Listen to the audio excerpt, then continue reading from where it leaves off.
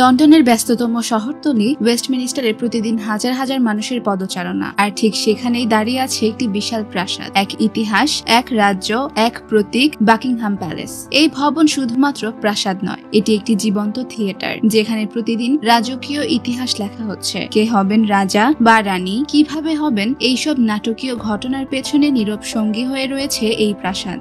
1703 সালে Duke of বার্মিংহামের জন্য তৈরি হয় বার্মিংহাম হাউস। পরে তৃতীয় জর্জের সময় এটি হয়ে ওঠে রাজকীয় বাসভবন। রানী ভিক্টোরিয়ার সময় থেকে বার্মিংহাম প্যালেস হয়ে ওঠে ব্রিটিশ সাম্রাজ্যের গর্ব। তবে প্রাসাদে বসবাস শুরুর আগেই রানী ভিক্টোরিয়া বুঝে যান এটি রাজপ্রাসাদ হিসেবে একেবারেই প্রস্তুত নয়। ধোঁয়া বের হয় না, বাতাস চলে না, দুর্গন্ধ ছড়ায়। শুরু হয় বিশাল সংস্কার। তখনই যুক্ত হয় সেই বিখ্যাত ব্যালকনি, যেখান থেকে আজও রাজা বা রানী জনসাধারণকে শুভেচ্ছা জানান।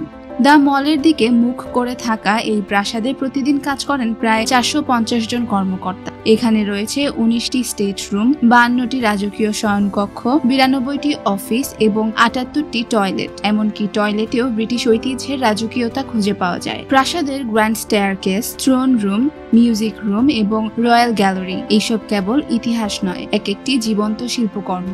কিন্তু সব গল্প তো আর আলোয় লেখা হয় না। দ্বিতীয় বিশ্বযুদ্ধের সময় নাৎসিদের বিমান বাকিংহাম প্যালেসে 7 বার বোমা বর্ষণ করেছিল। একবার রাজা জর্জ ও রানী এলিজাবেথ ভেতরে অবস্থান করছিলেন। এক ভয়ানক শব্দ, কম্পনে কেঁপে ওঠে মেঝে, তবুও তারা নড়েননি, কারণ রাজা যদি পেছনে থাকেন জাতি সাহস পায়। প্রতিদিন এই প্রাসাদে অনুষ্ঠিত হয় রাষ্ট্রীয় ভোজ, রাষ্ট্রপতি ও প্রধানমন্ত্রীর অভ্যর্থনা এবং বিখ্যাত কুইন্স গার্ডেন পার্টি, যেখানে চা, টায়রা, স্যান্ডউইচ আর রাজকীয় আলোচনায় মুখর থাকে গার্ডেন এলাকা।